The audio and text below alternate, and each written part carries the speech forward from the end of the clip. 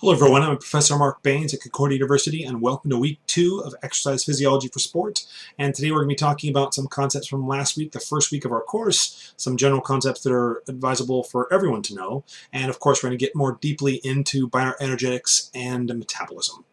Starting right off the bat then with the concept of exercise efficiency, as we referred to last week, whereby we're talking about work output, a given level of work, force times distance, given a certain energy expenditure. So if you're more efficient, well, then you can exert more force or move greater distances with less energy expended, which is in general a very good thing. And primarily you can do that through a few different ways, right? You increase your work rate, which means increase your strength, your force production. That'll be one part. Distance, your ability to move it in a greater distance in a similar amount of time. So kind of an aspect of speed of movement in general. Muscle fibers involved. Are we incorporating the type 1 muscle fibers? We haven't gotten into these a lot yet. We will talk more about them as the weeks go on. Type 2A or type 2B are more of your explosive fibers, more your kind of mid-range fibers or endurance type fibers. Which ones are you involving? Theoretically, perfect world, the more longer you can keep involving your endurance type fibers, the ones that are meant to last for long periods, and be able to do that at higher outputs, the more efficient you're going to be. The sooner you actually start engaging more into your type 2 muscle fibers, as we'll talk more about later again, the more explosive fibers, well, the less efficient you're being. If the person next to you is still doing the same amount of work, but they're utilizing the lesser fibers that don't require as much force output relative to that particular person, and then go for longer periods doing it, they're more efficient than you are. And that's kind of generally speaking the thing. And that was a typo with the parenthesis there. It's supposed to be an O as an O2 requirement. But your oxygen requirement specifically, if you require less oxygen to perform a given activity, you're more efficient. Okay, all those factors, essentially your VO2 max, your endurance training, your strength. You could even argue more, since you're talking about movement ability, your movement skill, your form and your technique, your flexibility. All these things play factors in increasing your exercise efficiency. And if you're going to improve exercise efficiency, you have to start slow. You have to start with low loads. And don't get into body weight versus loaded externally, because technically lower body exercise is lighter body weight first, externally loading you. If you're talking about squatting, deadlifting, and adding weight to lunges, well, it's more intense with weight, but body weight, upper body, like a push-up or a handstand, is far more intense with body weight versus a 5 or 10 pound dumbbell. So don't get into that, saying body weight's better to start with. That's not necessarily true. Legs, sure. Other things, no. Okay. That said, talking about running economy, we're talking about a steady state, ability to maintain a given work rate, be able to maintain that work rate. And actually, we should say steady state VO2 requirement, your oxygen requirement, at variable or more at different speeds. Put you at a different speed, how much oxygen you use here. Put you in a higher speed, how much oxygen you're using now. And theoretically, a perfect world, obviously the less you're using, the less you're needing, the higher your running economy. Don't make the mistake at saying as if you're efficient exercise-wise, you'll have a high running economy. Not necessarily true. You can be strong, you can be able to move well in a given sport or activity, but your running economy is not necessarily high level because you don't work on it specifically. The specific movements required in running, the specific activity itself, the specific duration, specific speed, all those factors must be, as we just used that word, very specific. They don't necessarily mean the same thing. Certainly if you're economical while running, you're very efficient while you're running. Certainly if you're efficient while given any exercise, then that may be true, but not necessarily effective when you are running. Okay, and the economy of running is a little bit different because we're referring to the steady state VO2 requirement at a given at a speed we might change, as opposed to exercise efficiency. In order to really measure it, we have to maintain that exact level of work to be able to know what's going on. But there's crossover there. There's no question. And that said, I've gotten into a lot of people about homeostasis. You kind of say it. Well, the goal is to get back to homeostasis. Okay, but you've got to talk about how you do that. How do you efficiently return to homeostasis? You want to have a large gain in your homeostasis, in your own homeostatic control, but in order to get a large gain, meaning your ability to work hard and yet return efficiently to homeostasis, that's a large gain. If you work hard and don't efficiently return to homeostasis, you're sore, you're stiff, you're tired, you're worn down, you're beat up, anything like that. then you're having an inability to return efficiently to homeostasis. That's what we're talking about. If you can't keep performing a lot of sets of an exercise, whereas the person next to you can, they're having a greater ability to return to homeostasis than you are. That said, you are not ready to that given level of activity, or the given duration of activity, or the given number of sets, the frequency. Something in there is improper. Okay. Proper technique is number one. Got to get there first before we're going to actually help someone get more efficiently toward homeostasis. Again, slow movements, low loads, longer durations, and building from there. Proper intensity, well, we kind of talked about that, but lower intensity, lower force outputs initially. And of course, durations tend to be a little bit longer because your force output's lower. Rest periods need to be enough. Really simply, is your rest period enough? The person can achieve successive sets at the same or better rate of work. If they can, then we have a appropriate rest period. If they're getting worse per every set afterward, you're not allowing for enough rest. We'll talk more and more about that as the weeks go on. And now, concepts going into week 2 specifically. Metabolism, what is it? The sum total of all the chemical and physiological processes of converting food into energy. Okay? How do you improve it? There's only one way. There's only one way to improve the metabolism. You must move. The body must be used. You must move around. The more you move, the more you have a higher metabolism. The more you move at either longer durations and or higher intensities, obviously over time, you don't force the issue on this. You don't want to overly challenge the gain over homeostatic control, right? Okay, that's a key factor you have to find out to determine. And you'll know because you get really worn out, worn down, stiff and sore like we talk about, you're overly challenging the system currently. Your body wasn't ready for that on a given day. Maybe it's ready for it tomorrow. Maybe it was ready last week, but not this week. You have to remember that too. It can change in the individual, not just from one individual to the next. The individual itself, themselves, can change from one day to the next.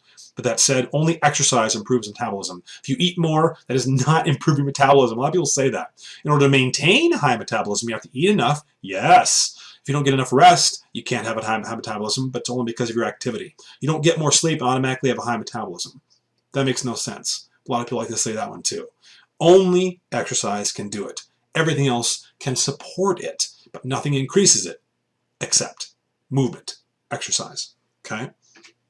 Bionergetics is really the systems we refer to when we talk about converting food into muscular energy or fuel for the muscles. And specifically, when we talk about exercise, intense exercise is really, generally speaking, these aren't exact numbers, so please don't be, is it 73%, 76%, 69%? It's within a general, very small range, but generally speaking, somewhere around 75%, 75% or greater force output implies intense exercise. Okay, and intense exercise creates excess hydrogen ions. It's not the lactic acid that's the problem. It's the excess hydrogen ions from all the cellular processes for converting food into energy, and ATP and the binding sites broken apart, and the transfer of energy, creating excess hydrogen ions, which block positioning on muscle fiber cells, which we'll talk more about in later weeks, in making the muscle incapable of continuing to produce force at a given rate, requiring rest, requiring lower force production at the current moment, and that's what's going on. It's not the lactic acid, so please don't say that one anymore, even though we say it, we hear it all the time in magazines, in the media, and coaches and athletes, we all talk about it. Everyone talks about lactic acid. That's not the thing that's causing the issue with fatigue. That's actually causing your inability to continue to produce force at the rate you were able to accomplish not long ago. Okay, and that pH decrease also is part of basically becoming more acidic, and that acidic response internally is also a component of why you're unable to continue to produce force at a given rate at the moment without rest. Light exercise enhances recovery. We're talking about 50% force output or lower, obviously between 50 and 75%, somewhere in there. And there's crossover. Some people say 40 to 70% is your mid-range or moderate intensity. If you're within, no one's going to have an exam. We're not going to have an exam question that makes a big deal of 40% versus 45 or 50. You're not going to see that. Okay, so don't worry about that. But yeah, you need to know some general numbers. And light intensity, we're talking about, some will argue below 70%, but really 40, 50% for VO2 max, about 55, 65% of max heart rate. Again, the max heart rate, like a lot of numbers, is not exact, but it's a pretty good reference relative to when we refer to VO2 max. And we'll come up with an equation for you, and you can look it up, actually. You can Google VO2 max to heart rate. And it'll give you some numbers, generally speaking, to what you're looking at when you talk about a given VO2 max or aerobic capacity number relative to what your heart rate should roughly be. It doesn't mean you have to get there. It means roughly speaking. We'll talk more about that. ATP is your primary fuel for energy. Gives you, it's anaerobic response. Everything that's like, it's not aerobic, which means everything 2 to 3 minutes or less activity-wise is mostly anaerobic, if not entirely anaerobic. Okay, 1 to 5 seconds of work, maximal output. So you want maximal output, be done in 5 seconds or less. It's as simple as that. You got to take 3 to 5 minutes rest. You don't, you're not going to get it. The book makes a mistake. Talks about football, which is true, of talking about ATP because our period of work is only a few seconds long in a given play. That's right. But then the time between the next play is not 3 to 5 minutes. It's 30 seconds or less. So guess what? Every single player that's on the field that goes from one play into the next, okay, after 5 seconds work, give or take, 10 seconds work, somewhere in there, and rests for only 30 to 40 seconds or less, is not working at 100% capacity of ATP. They cannot produce force at 100% level if they have that short of a break. That's football. That's the way it is. That's game conditioning. But that is not full recognition of what ATP's response would be, like maybe a lifter, a weightlifter that takes a long break between or something like that, or a sprinter, who would be more of a better example of someone who's actually utilizing almost entirely ATP as their primary energy system. Football is going to use a lot into even all the energy systems to some extent, okay, more so than a sprinter or a power athlete would truly do, more than is talked about. Creatine phosphate, also anaerobic, for 5 to 10 seconds work, still near maximal, up to about 30 seconds. So honestly, if someone says 20 seconds work, well, that could be more creatine phosphate or the next energy system we're going to talk about in a second. That 10 to 30 second gap time frame, work-wise, is a crossover period. In different research you'll hear. The book refers to anything over 10 seconds becomes the next energy system, not creatine phosphate. So you will not be wrong if you use that. But really it's, and you'll hear me say it a lot, somewhere in that 10, 30 seconds. I might even say 30 seconds or beyond before you get to the next energy system. We're talking about 95 to 100% force output, near maximal, at least 2 minutes rest. Okay, glycolysis, anaerobic, still anaerobic. You can't have aerobic glycolysis. The book says it a little bit. A lot of books say it. You cannot be aerobic and be glycolytic. You're either aerobic or you're glycolytic. Now, this crossover, depending on your work period, which we'll talk about in a second, we start moving toward the aerobic oxidation energy system, but you cannot be aerobically glycolytic. It is anaerobic, okay? It begins somewhere around 10 seconds to 30 seconds, up to about 2 to 3 minutes. Still high intensity, still probably 75, 90%, 95% force output. Takes 30 to 90 seconds to restore ATP. 90 seconds to restore if you're going closer to that 95% force output. 30 seconds to restore if you're going closer to that 75% force output, give or take. Obviously, not a well-conditioned athlete, it's going to take longer to rest, okay? Aerobic oxidation, being aerobic, anything that's 2 to 3 minutes or longer is generally aerobic. Higher to lower intensity, because it's still fairly high for aerobic for a highly capable endurance type athlete, but otherwise we're talking about something probably even much lower than just 70%. For a lot of people it's 60-65% force output or lower for aerobic oxidation. Shouldn't take more than 30 seconds to recover and get ready to go again. Otherwise, if it does, guess what? You're working glycolytically. You're not working aerobically. If it takes you more than 30 seconds rest period to come back and do the same thing again, if you need rest at all. Carbs, glucose is not the same as polysaccharides. Complex carbohydrates. You eat your sweet potatoes, your oats, your complex foods. They're based at a polysaccharide as their base from a carbohydrate standpoint. Glucose, sugar, right? Straight sugar. Your body tries to break down those polysaccharides into sugar when you need it, right? That process of glycolysis, of actually utilizing carbohydrate glycolysis, right? Guess what? When you're using carbohydrate, guess which energy system you're primarily using it for is when you're working at glycolytic or higher rates, right? And that's stored in muscles and liver. Your body will first go to the muscles, then it'll go to the liver, okay? And of course, it'll go for any cellular glucose that's currently present in the system, of course, as well. But generally speaking, it's muscles where it goes to, where it's stored, and liver. Storage, your book refers to having a storage for up to a few hours. Not if you're working intensely, it's not. If you're working at a high run rate, like a runner, try 60 to 90 minutes. You're running out. It's time to replenish. That's a very important number. Don't say several hours. Say if you're working at a high intensity, for you, you're working at maximal output you can get. Doesn't mean you're working 100% intensity. Don't confuse that. We'll talk more about that. It's force output-wise, you're probably working at 60, 65%, somewhere in there, but you can't go anymore. It's all you got. For 60, 90 minutes, glycogen stores have gone almost away, and you got to get more carbohydrate in your system at that point. It's anything that's also above, roughly speaking, about 70% force output or VO2 max, 70% is probably mostly carb.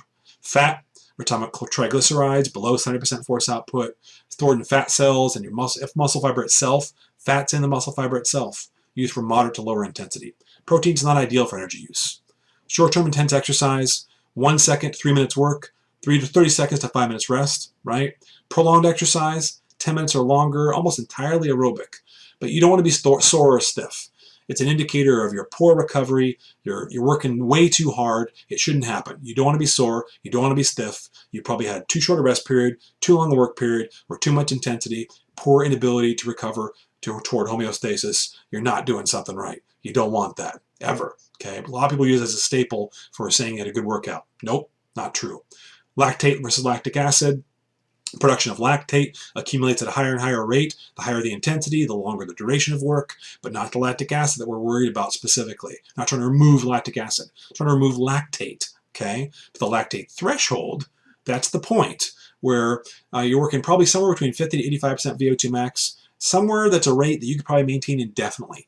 That you're below or near or about at your lactate threshold. If you can't go nearly indefinitely at that rate, guess what? Your intensity is achieved above your lactate threshold. You've gone above it. So you're no longer working in that threshold level. You're approaching more towards your VO2 max. Now that said, undeconditioned people, it's about 50 to 60% of VO2 max is where their lactate threshold is. Highly efficient endurance athletes could be around 80-85% of VO2 max. That's impressive stuff, meaning they can handle a much higher rate of work for a much longer period than other people can.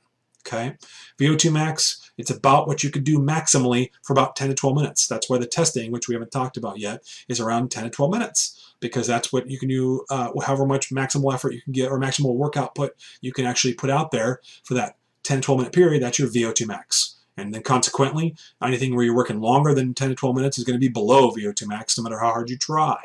Okay, and we'll talk more about that as time goes on. You don't want to be in oxygen deficit. That's never the goal. A lot of people refer to EPOC or exercise post-oxygen consumption as if it's a good thing to be breathing hard, higher heart rate later on. Not true. You want your body to return back toward homeostasis as quickly as possible. And we have not talked about it. We won't be talking about it for a few chapters, more about warming up and cooling down specifically. But a proper cool down is a very ideal way to help get rid of that exercise post-oxygen consumption, so to speak, to return back to homeostasis as quickly as possible so we don't have that issue. What you want to have is someone who's walking around with a lower heart rate than everybody else, not a higher heart rate. You want them feeling like, I feel good, everything's great, I don't feel like I'm worn down, I feel fantastic. During the training session, they're working very hard, but they're ready for life, so to speak, after that session ends. Not beat up, tired, still sweating, worn down. None of that is good. Something is wrong in the programming or the person's ability to handle the level of programming. It's not that programming itself is wrong, it's wrong for the person, right? That's what we're talking about. So intensity, we've got to make sure we monitor that properly, proper work periods, duration, and rest. Not easy. It's a lot of work, but that's how we manipulate variables appropriately to achieve the given goals we're talking about. VO2 max, lactate threshold, more towards power, strength, what's your goal to work higher intensity, lower intensity, why. So a lot of things to be discussing, a lot more things we're going to be talking about in weeks to come that clarify these different levels of terminology as well. That said, keep building on your posts. Make sure you post by Wednesday every single week. Make sure you do your best to try to respond to my questions if you can. Otherwise, you will not get maximal points. And you're not going to get the most out of the post in the first place.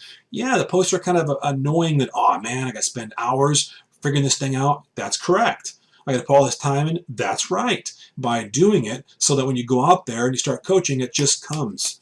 You know, well, you need to be lower intensity, probably should be somewhere around 40-50% VO2 max, maybe a little lower, which translates to about 55-65% of your max heart rate. I don't want you to get the 55-65% max heart rate. I'm just saying you don't want to go above it. I want you to go light today. It needs to be prolonged, a little longer exercise, so 20-30 minutes. You can just kind of go doon, based off of what you have learned. And you're showing me here, you're getting that, so I know you're getting these concepts. So you go out there and coach people, you can help them out to be the best they can possibly be, which I know is what you want for you as a coach, let alone maybe you're still an athlete. Then you want to get the most out of that as well. In order to do that, we've got to clarify these concepts, and that's how we do it in the posts, not just doing exam questions, 3 exams we have in this course, or those Learn Smart activities, which are helpful, but not the same. Discussion board posts are where it comes down to the most. Nope, no rhyme intended there. Remember to always, every week, look over the course announcements. maybe more than a couple times a week would be ideal, because I'm always posting things in there at least once, if not twice or more a week, for things that should be helpful to you during a given week. Check your email on a regular basis. Email me if you have questions, of course. Watch that weekly video maybe more than once. These weekly videos, I'm going to try to keep them under 20 minutes. Sometimes they're going to be 40, 50 minutes. I'm going to tell you the truth here. But you got to understand, normally you should have 2.5 hours of classes per week for a given class. We don't have that. Always under an hour for class, technically, for watching me on video. Okay? Read those chapters, obviously. Expect an hour or two every single week. I try to give you guidelines every week how long things should take. Doesn't mean they won't take longer, because they might. And they might be shorter. But the more you go shorter, I'm going to tell you, it's going to come out in your post, and there's no way you're going to get more than 160, 165, maybe if you're lucky, 170 out of 200 points each week, possibly a lot less. So make sure you're putting the effort in there, because I will get after you if it's not there. You can't state a few sentences and hope that's enough. That said, always call, email me if you have questions. You can have comments every week, not just in the discussion board posts themselves, but also in your grade itself after every week, so you can figure out how to improve, how to get better. This is important stuff. This is how we define ourselves as coaches for our understanding of exercise physiology, because it's the basis for how we determine how long, how intense, how many times do we do this, what are we working on when we're working here, what happens if we work this level, those kinds of things. Here it is. This is the course for that. Okay? I'm always excited to teach it. Hope you're excited to be learning it. Let me know how I can help.